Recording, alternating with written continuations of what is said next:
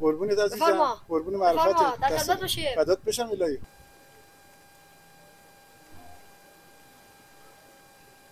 قبلا یک روستایی بود بزرگی بود. چند سال شهر شده؟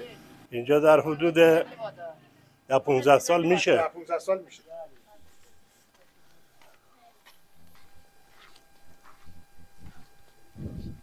برزاک بزرگترین تولید کننده شاتوت ایرانه. یه تپه تاریخی داریم ما به نام تپه قلعه، نشانه قبر بوده. حالا نشانهش چی بوده؟ میمونن روی سنگ این جوغن میتراشیدن سمت اینجا لباسای سنتی داره، معمولا پوششی که حالا داره یه پیراهن بوده یا بلند یا حالا چیندار و کوتاه‌تر. یه پیراهن بوده علامت شیر خورشید روش. نمای نزدیک اینه که جا می‌زدن، این پیما چرخشی بوده. زمانی که اینو چرخوندن این قفل میشده و باعث میشده در باز نشه. دوباره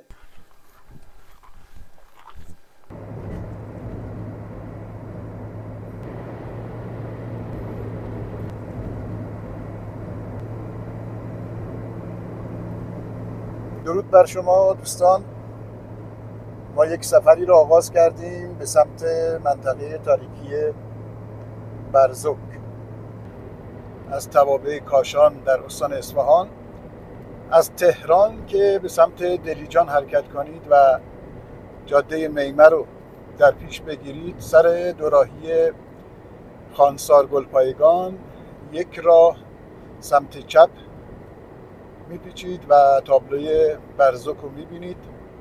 میریم این منطقه تاریخی رو ببینیم. برزوک تاریخی حدود 5000 ساله داره و بافت‌های قدیمی نظر بنده رو جلب کرد و دوست داشتم با شما به اشتراک بذارم.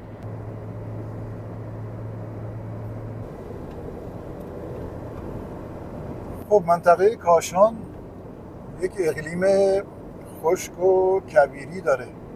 گردشگری کویریش هم معروفه و هر ساله گردشگرای زیادی از کویر کاشان دیدن میکنن. ما در منطقه‌ای که الان هستیم اگه دقت کنید پستی بلندی های زمین و کوههای اطراف کم کم داریم به یک منطقه کوهستانی نزدیک میشیم. برزوک یکی از خوش آب و هواترین مناطق کاشان در استان اصفهانه که آب و هوای کوهستانی داره و زمستان‌های بسیار سردی داره، ولی در بهار و تابستون هوای مطبوع و به نسبت اطرافش خنک‌تره. خب برزوک سمت راست و کاشان مستقیم. ما دقیقاً روز آخر فصل بهار اول فصل تابستان این سفر رو آغاز کردیم. خب اگه دقت کنید بافت روستایی هنوز. البته این که میگم روستا نه اینکه بخوام امتیازی بدم یا امتیازی ازش کم کنم، منظور فضا و کوچه باغ‌ها و معماری خونه‌ها. خب البته که تبدیل به شهری شده، ولی شهری زیبا در دامنه کوه و این باغ‌هایی که می‌بینید دقیقاً داخل شهر واقع شده و این مشخص می‌کرد که قبلا روستا بوده و باغ‌ها دور و اطراف خونه‌های روستا وجود داشته و اکنون که شهر شده شهر رو در بر گرفته.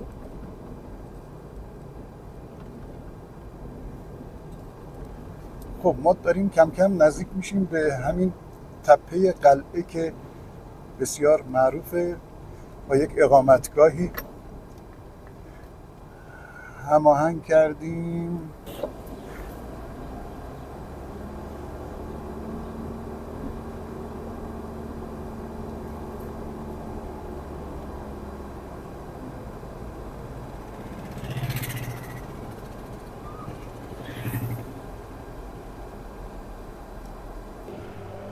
این یک نمای کلی از شهر کوهستانی برزوک که بر دامنه کوه واقع شده و در پایین دست باغ‌های کشاورزی، گردو و بادام و توت معروفی داره. در مرکز تصویر تپه قلعه رو میبینید که تاریخی بس دراز داره و آثاری داره که با هم میریم میبینیم.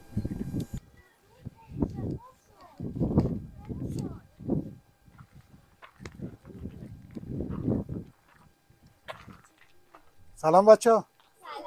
خسته نباشین. این اقامتگاه داریم آرامش برزوک. اونجاست، دستت در نکن. ببین پسرها بیشتر آمار دارن. ببین بچه اینجا نیستین؟ سلام، خوبی عزیزم؟ اسمت چیه؟ محمد حسین. محمد حسین، اینجا چی بهش میگن؟ تپه قلعه. تپه قلعه. بعد گفتی یه اقامتگاه بومگردی اینجاست، درسته؟ آره، اونم بالاست، آرامش گلابگیری هم. گلابگیری هم هست. آره. دستت در نکن. خونتون اینجاست؟ آره. شاید با صفاست اینجاست. ممنون. قربونت عزیزم، قربون معرفتت. دست باشی. فدات بشم الهی. قربون دست. بفرما. قربون سلامت باشی. باریکلا باریکلا. خب اینم در بدو ورود مهمان نوازی اهالی برزوک، نوجوانی دوست داشتنی. من الان در واقع رو سقف یکی از خونه ها هستم.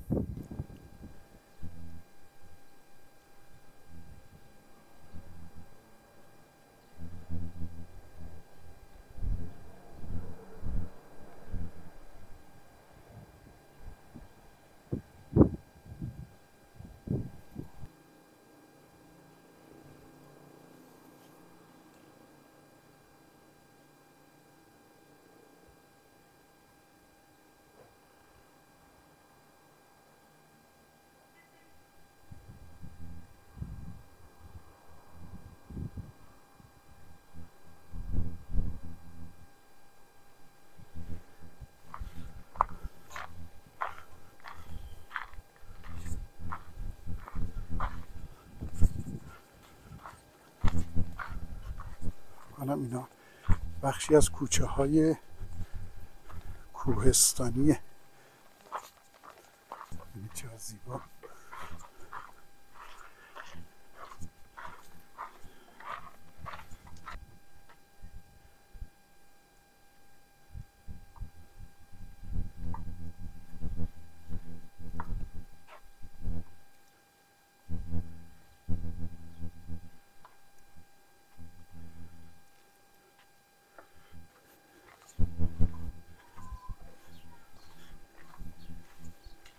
اینجا کجاست؟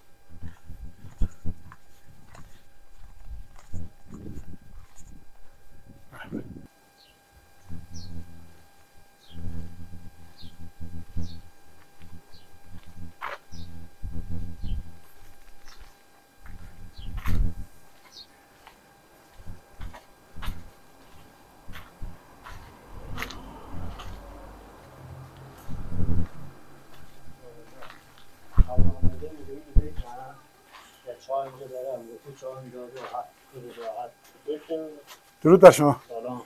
خسته نباشید. قربون شما.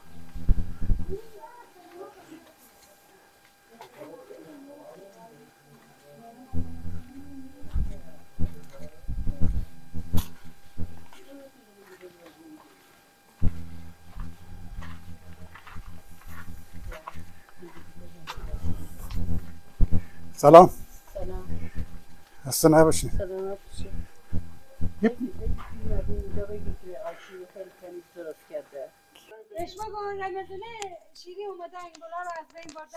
سلام. سلام آقا. خسته نباشید. سلام. حال شما خوبه؟ خیلی ممنون. شما ماشاءالله خوشتیپی. من کوچیکی شما نه و والگی پیر شدیم. اینجا کجاست ما اومدیم؟ اینجا محله مصلا جنب این بهش میگن تل مصلا. تل مصلا اون قدیمیه. بله بله. قبلا یک روستایی بود بزرگی بود. چند سال شهر شده؟ اینجا در حدود 15 سال میشه. 15 سال میشه. و زبان خاصی صحبت میکنن جناب؟ بله. چیه زبانشون؟ مثلا من به شما میگم بیا میگم برو باش من. برو باش من. بهش میگن راجی بهش میگن. مثلا باز تعارف ما حالت خوبه خوش آمدید جنواچه خوبنده. این یعنی حالتون خوبه خانواده خوبن. بله. بعد به کدوم زبان چه زبانی نزدیکه؟ ما همین زبان مادریمون. زبان مادری هم. بله. یعنی که چیزی قاطی نداری؟ نه هیچ چیز. مردم اینجا بیشتر چیکار میکنن؟ کشاورزی و قالی بافی. گلم میچنن ولی منافعش کستگی میخوره. بعد من شنیدم گل محمدی خوبی داره. بد نیست بله. مال کاشونه مال من. نه بابا گل اصلش خومش مال اینجاست، گلش مال اینجاست ولی افتخارش مال قمصره. درصد از اون گلابی که در واقع گرفته میشه گلش مال همین برزو. گل مال این منطقه سوسده و اوزواره. ولی به اسم یکی دیگه تمام میشه. بله به اسم کسی. در صورتی که گل تمام این منطقه مال برزوک و سده و این ست دیاز به اسم جای دیگه تموم میشه. خب اینجا خودشون گلابگیری سنتی فکر کنم دارن. بله دارن. مثلا یه کارخونه این چیزی نیست که مثلا اینا رو همه رو جمع کنه به همین اسم به همین جا به همین. چرا کارخونه داره تو سرش میزنه؟ مثلا من 2 تا دیگه سنتی دارم گلمو میگیرم. گل کیلویی 100 تومنه بازار داغی درست میکنن. حالا که من گل خریدم کیلویی 100 تومن گلابش هم گرفتن بعدش میان تو سرش میزنن. مثلا یک گلاب با یه سراب از من مثلا نهایتا خونه پرش میکنن 1 تومن. اونا میرفوشن لیتری 250 تومن. چقدر فرقش؟ یه گالین از من میخرن 1 تومن 4 میلیون میرفوشن. من کوچیک شما خدا دادی. آقای خدا بزرگواری. آقای خدا کشاورز همه جا عقب. بله منافعش هم میدونی میبره هم. دست شما در نکن. ما نهار نخوردیم بدون تعارف. به قول معروف خوشبو همسری هم نمی‌کنیم. والا دوست داریم. همین چهره مهمون نواز شما. به قول معروف میگه قول قدیمی‌ها یا دیزوی آبگوشتی برکردیم. اگر نظرت شامل حال ما میشه بفرمایید بریم. نه والا بدون تعارف. شما بالای سر ان شاءالله که برکتتون زیاد باشه. سالم باشید. وجودتون پر خیر باشه. خوشبای غمسری هم نمی‌کنم خدا وکیلی. موتور سوار بشیم نهار رو بخوریم میرم همینجا پیاده می‌کنم. آقا ثابت شده است. سالم باشید. دم شما گرم زنده باشید. قربان شما. امیدوارم که موفق باشید. خیر خداحافظ شما. خدا نگهدار. آقا خسته نباشید. چیکار می‌کنی؟ آب گرکیده ها؟ آره؟ ایشون هم خوش تیپن ها. قربون شما سلامت باشید. خدا نگهدار. خب اهالی بسیار مهمون نواز و دوست داشتنی. ببینید ما کماکان از کوچه ها و از دم خونه های مردم داریم رد میشیم.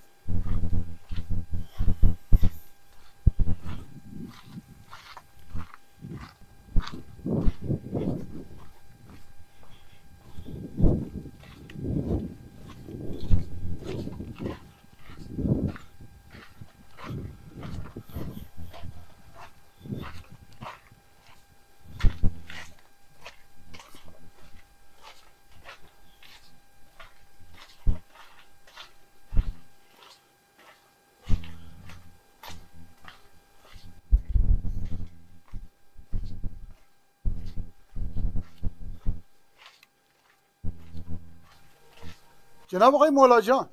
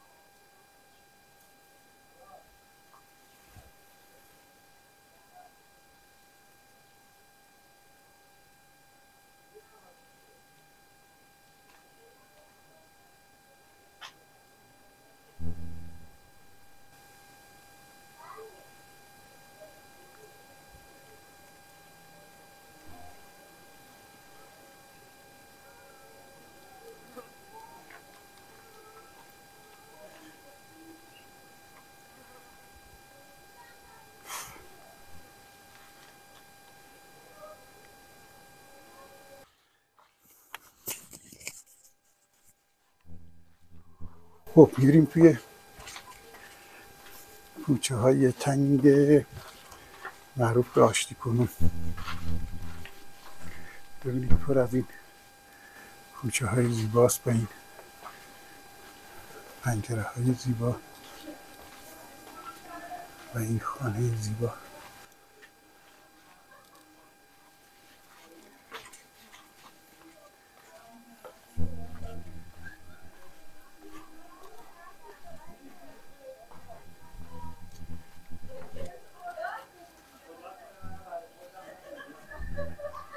و این سابات هایی که مشخصه معماری کویری ایرانه.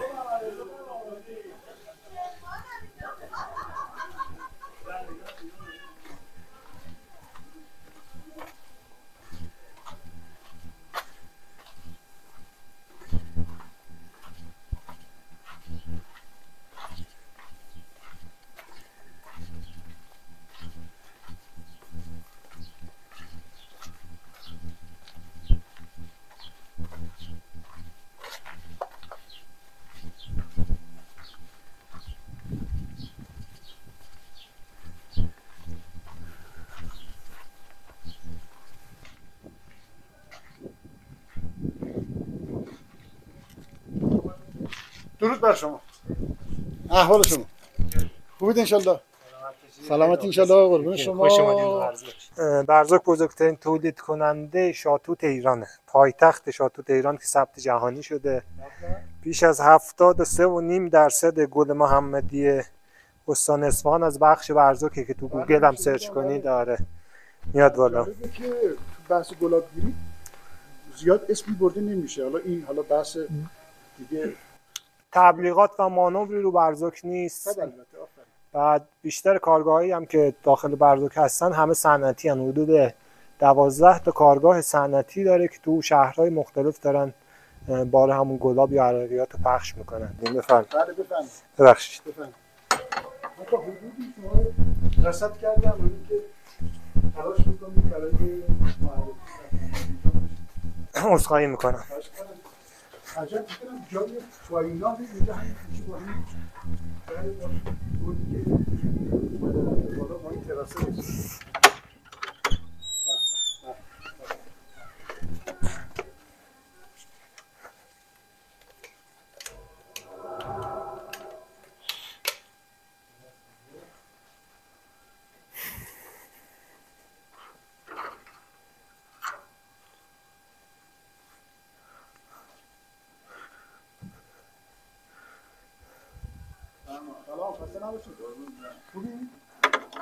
آقا باید چقدر مردم اینجا مهمون نوازن. بله برزوک مردم مهمون نواز خونگرمی داره. چه جای زیبایی دارید جناب آقای. اینجا دیگه شهر زیر پاتونه دیگه. بله اینجا مجموعه آرامشه که حدود 13 سال راه اندازی شده. در اوایل یه اتاق بیشتر نبود و اون زمانی که ما اومدیم اینجا راه اندازی کردیم چیزی به اون عنوان فرهنگی گردشگری و کلاً داخل برزوک وجود نداشت. دیگه به مرور زمان گردشگر اومد و مردم با گردشگر آشنا شدن و دیگه الان حدوداً 4 یا 5 تا مجموعه اقامتی ما داخل برزوک داریم. و جوابم میده. بله تو فصل گلابگیری واقعاً شلوغ میشه ولی بقیه فصلام چون برزوک واقعاً 4 فصل و زیبایی‌های خودشه داره. بعضی زمستان با برف دوست دارن، بهار رو با شکوفه‌هاش، تابستان با سبزی درخت‌ها و پاییز رو با رنگ بارنگی درخت‌های زیبا. تاریخ برزوک بله بین 5 تا 7000 سال خدمت داره که تو خود کتاب برزوک هم راجع به تاریخ صحبت شده. یه تپه تاریخی داریم ما به نام تپه قلعه. داخل این تپه غاری وجود داره که این غار و اون جوغن‌های داخل اون تپه نشون دهنده اینه که خود تپه قلعه و اون سفالایی که داخلش کارشناسا پیدا کردن بین 5 تا 7000 سال قدمت داره. آفرین چقدر اطلاعات خوب. بفهمید. درود بر شما. حال شما. احوال شما. اشکال نداره فیلم بگیرم؟ این شربت خاص هم اینجا میشه دیگه نه؟ شربت نمیدونم چی درست کردن. زعفران دست شما در نکنه. درود بر شما. زنده باشید. بسیار عالی، سپاسگزارم. یکی از اینجا. آره روشنه. خب دومین ورودی تپه قله میشه. اون مسیر اصلیش پایینه. این مسیر ما خودمون درست کردیم برای تردد هم مسافر که به کارگاه گلابگیریمون نزدیک باشه و هم به کوه تپه قله. حالا هر کدوم دستور بدید. اگه اول میخواید برید کارگاه یا بریم کارگاه رو ببینیم. بله با اجازه.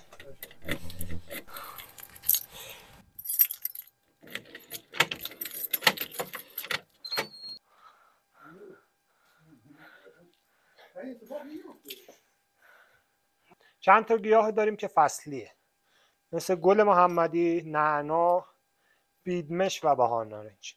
این گیاه ها حتما باید فصل خودش گیاه تازه و تمیز بیاد و عرقگیری بشه. ما بقیه عرقیاتی کلا تو بازار و مردم میشناسن استفاده میشه، گیاه خوش و به روز گرفته میشه. شاید هر روز شما بتونی بر حسب سفارش مشتری اون گیاه رو بگیرید. در کل ما موضوع رو گل محمدی، گل اردیبهشت تا اواسط خرداد. برزق گل داره، گل کشاورز برامون ما میاره، وزن میکنیم، داخل دیگای سنتی میریزیم. بین 60 الی 80 لیتر به میزان گل آب بهش اضافه میشه. در دیگو به این صورتی که اینجا هست میبندن. این پارچای مسی داخل آب و این آب سرد تو جریان و خنکه. پارچه میذارن داخل آب، در دیگو به این صورت میبندن. این نیچه آلومینیومی میاد رو دره پارچ و به دهنه اون دیگ وصل میشه. زیر دیگ روشن میکنن. قدیما با چوب و گازوئیل بوده که الان با گاز روشن میشه. آب به نقطه جوش میرسه، بخار توسط این نی میاد داخل این پارچه مسی. این آب سرد تو جریان باعث میشه بخار تبدیل به مایع بشه و بشه گلاب یا همون عمل میان انجام میشه. من فکر کردم این آب خنکی باید یه چیزی جریانی که اون ظرفه رو بخواد خنک کنه، یعنی اون داره کار اصلی اونجا انجام. دقیقاً مثل دیزوی زودفز میمونه که اون بخار از سوپاپ میاد بالا. وقتی سر اون سوپاپ دو تا شلنگ بزنی و شلنگ رو بذاری تو آب سرد، اون بخار دوباره تبدیل به مایع میشه. بله. بسیار بله، دستگاه صنعتی است و دستگاه سنتی هم وجود.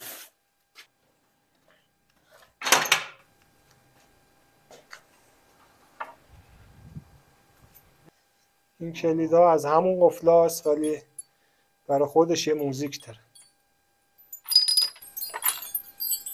وقتی میچرخه. آره.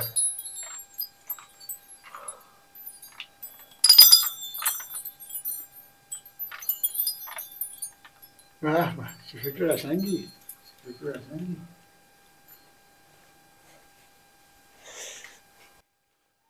دو تا چیز داشتن که صداهای مختلفی داشته. اینو که می‌زدی صداش یکم کلوفتر بوده. اینو بهش میگفتن مرد که می‌خواسته وارد خونه باشه اینو می‌زده. آره، کسی که پشت در بوده متوجه می‌شده که مرد. خانم که بوده اینو می‌زد. صدای این با این فرق. آره. زیرتر بوده. می‌فهمید خانومه و خانوم میومد استقبال. آره. اگر این که یکی می‌خواسته سر به سرت بزنه. آره، بعدها شیطونی هم می‌کردن. آره. من جایی چیزی که جالب بود اولش اومدم این ساختمون سنگی بود چیه داستان؟ اینو شهرداری که اومد، یکی از کارهای پر افتخار شهرداریه. یه چهارتاقی اینجا از زمان قدیم بوده، اونو تخریبش کردن، به جا اون اومدن اینو درست کردن.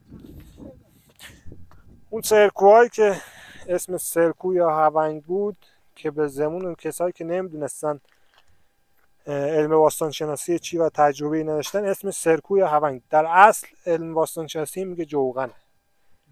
بله همین سراخ. آره، اینو بهش میگن جوغن که نشانه قبرهای قدیمی میشده. تو این کوه شاید 30 تا یا 40 تا از این جوغنا باشه. یعنی اینجا یه قبری بوده؟ نه، محل دقیقشو توی جوغن واضح بهتون میگم. این یه کمیش تخریب شد. این سرسره سنگی قدیمی اون بود. بچه بودیم می‌دیم روی لیز می‌خوردیم میومدیم پایین. دیگه پامون تا اون پایین میرسه.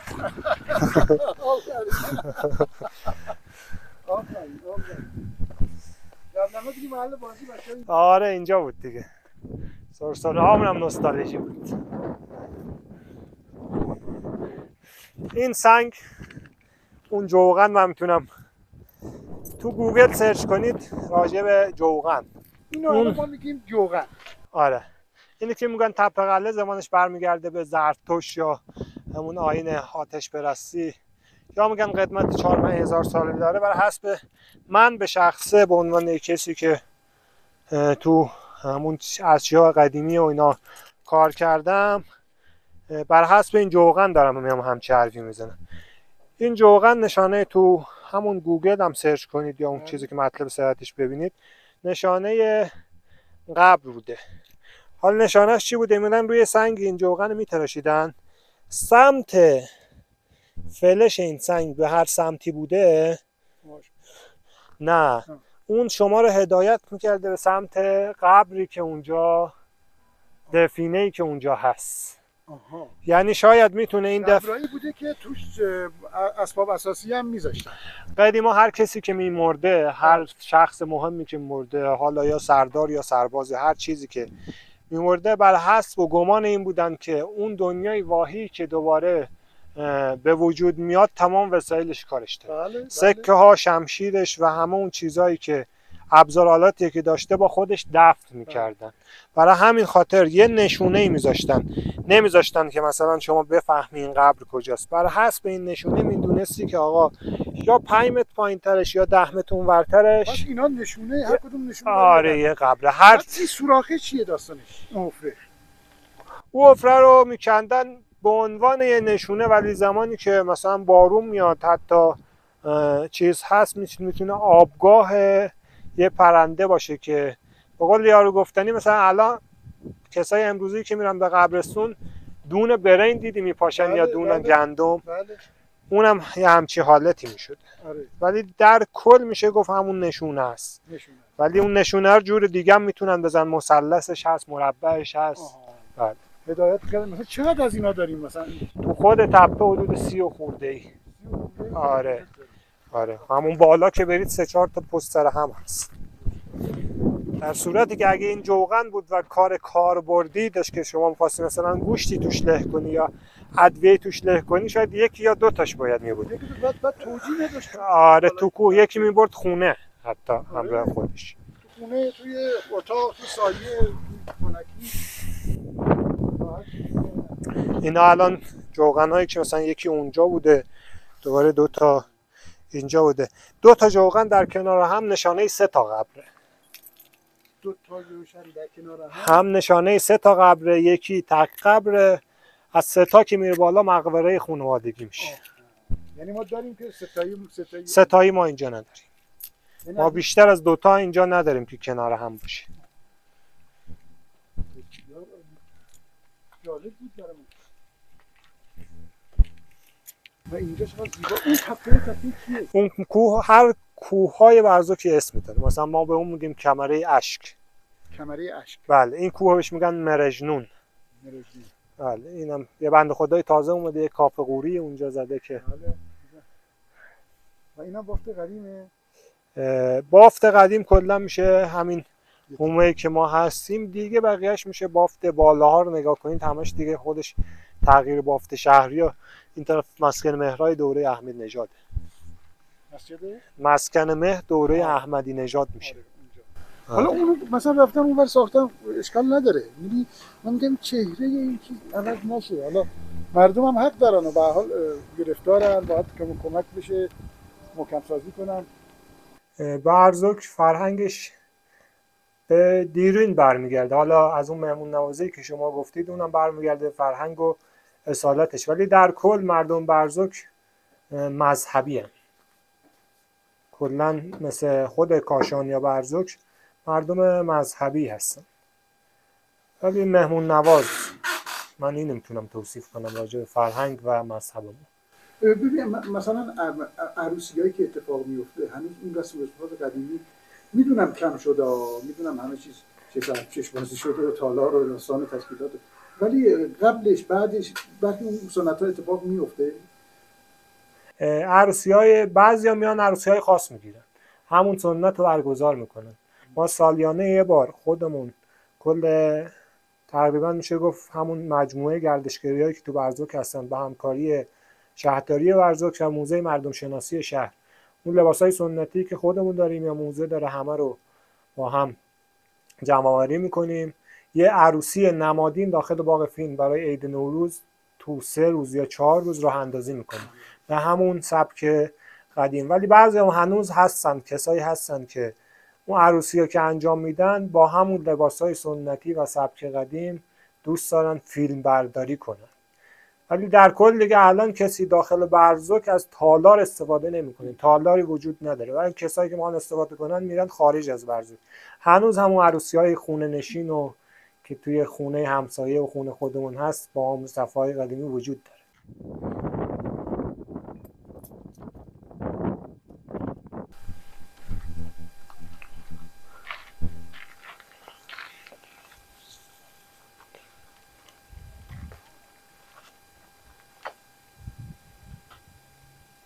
خانم لباس های اینجا چجوریه؟ لباس سنتی داره اینجا؟ اینجا لباسای سنتی داره، معمولا پوششی که حالا داره یه پیرن حالا چین داره، روش یه جلیقه مخمل میپوشن، بعد یه روسری گلگلی و حالا یه دامن باز چین داره. حالا نمونهشو داریم که اگر خواستین من میتونم حتما نشونتون بدم که ببینید به چه طریق هست. خب میریم الان خانم چند تا لباس محلی رو ببینیم. بله. ببخشید من جلو میرم. کلیپ جناب آقای عزیزجان و همسرشون طراحی کردن، بسیار زیبا.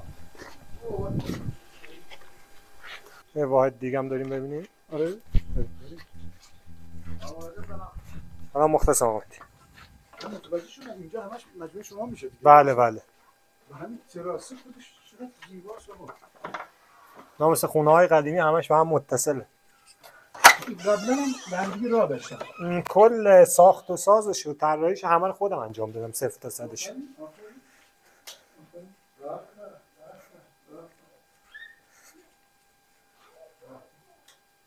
تقریبا اتاقا همه رو مستر گرفتید دیگه با سرویس پیدا. بله همه سرویس جدا و و بالکن. این چقدر خوبه، بعضی از متریالا رو حفظ کردیم در قدیمی‌ها. این برای خودش یک کابینت قدیمی. آره دیگه.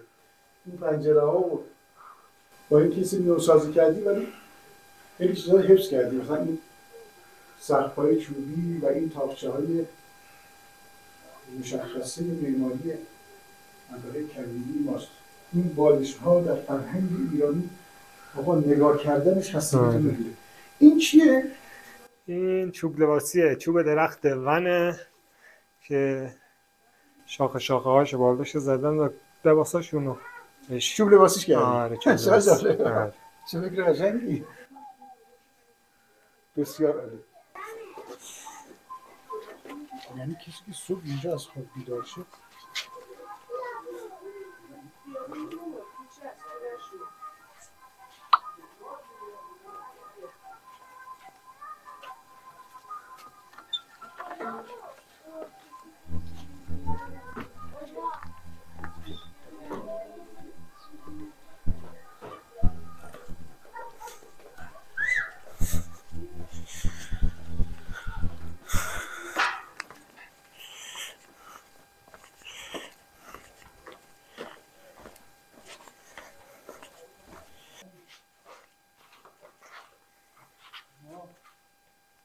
اومدیم پایین همین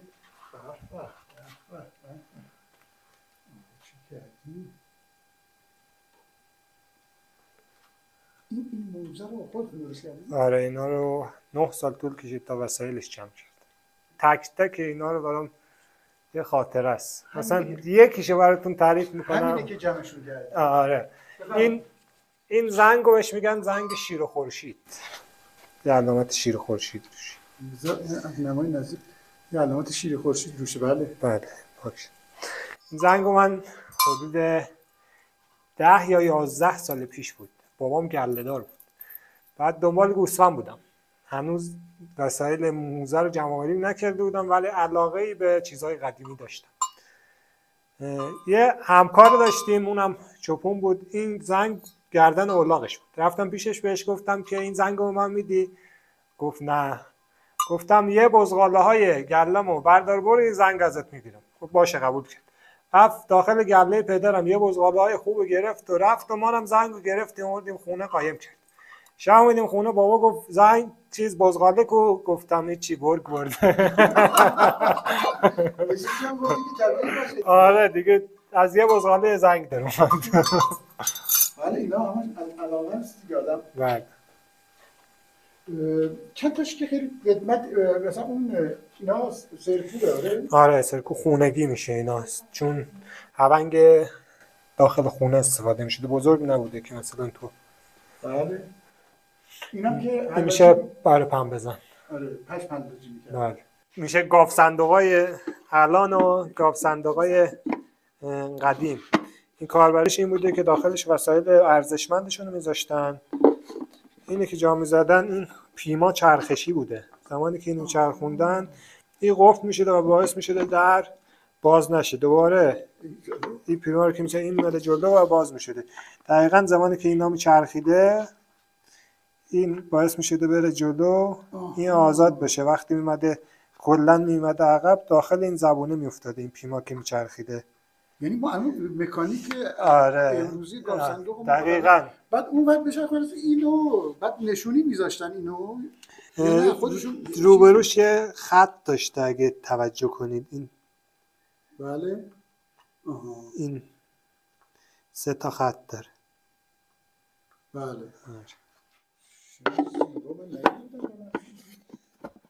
عالی بود.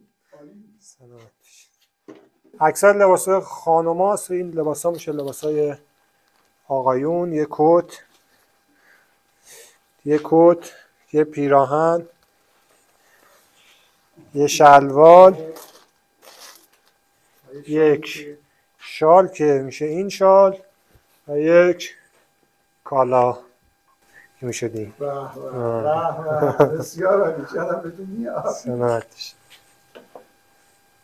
همه جا لباس، یعنی اقوام و لباس آقایون همیشه ساده بوده. آره همیشه ساده بوده. خانم‌ها ماشاءالله همیشه پرزرق و برق. البته برازنده بانوان ایرانی است که لباس خانم‌ها یه پیراهن بوده یا بلند یا حالا چیندار و کوتاه‌تر. یه پیراهن بوده به اضافه یه جلیقه مخمل که میشه دوروزی می‌شده. بله. به اضافه یک دامن چیندار که خیلی زیادم چین داره. حالا همیشه‌تون بدم چیندار. حالا بعض وقتا دو چینش میکردن. مثلا یکی اینو روی مینداختن دو چین میشه. زیباییش دو چندان بشه. و معمولا اون و روسریای گلدن. آره روسریام که کلا میشده این روسری. یکی شاید دیگه بالا بکنیم کافیه. کلا تو منطقه کاشون این لباسا هست زیاد چیزه. حالا این بیشتر این مدل لباس مرسوم بوده در گذشته. اینم آره تقریبا سبک ما هم مثل سبک ابیانه میشه. بله. چون منطقه رو ما کلی در نظر بگیریم بله. به هر یک اشتراکی داشتن. اون پیرن‌ها معمولا گلایی که روی این پیرن‌ها میشد، فکر کنم اینجا به هر خواستگاه گل و گیاه و چیزا بود. از گلای همین منطقه. آره اکثرا لباسا همینطوری گلگلی. حالا برای تنوع ممکنه رنگش رو عوض می‌کردن ولی نه همه گل. این مثلا یه گل داره. آره. این گلش اصلا فوق‌العاده است.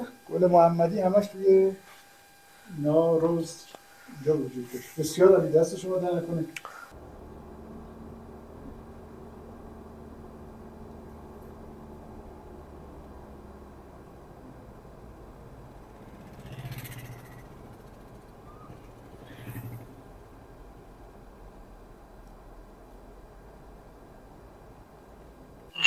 آره کوزه شکست و کوزه‌گر از کوزه شکست رو میکنه. بهش میگن دولاب یا گنجه های قدیم.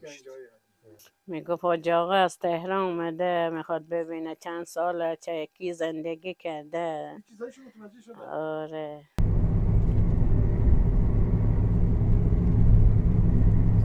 بناب بله یه چشمه داره به نام چشمه بوناب که 5 کیلومتر پایین‌تر. اون چشمه هم قشنگه هم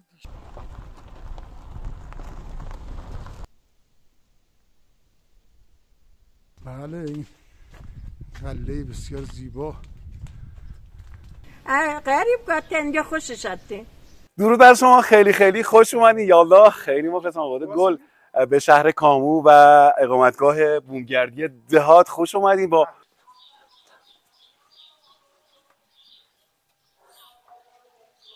این یه چیز قدیمی، زمان قدیم برق نبوده، این بهش میگن دم. بعد آقای همه چیزی هم سنتی. سنتی، ظروف متی، همه چیز سنتی.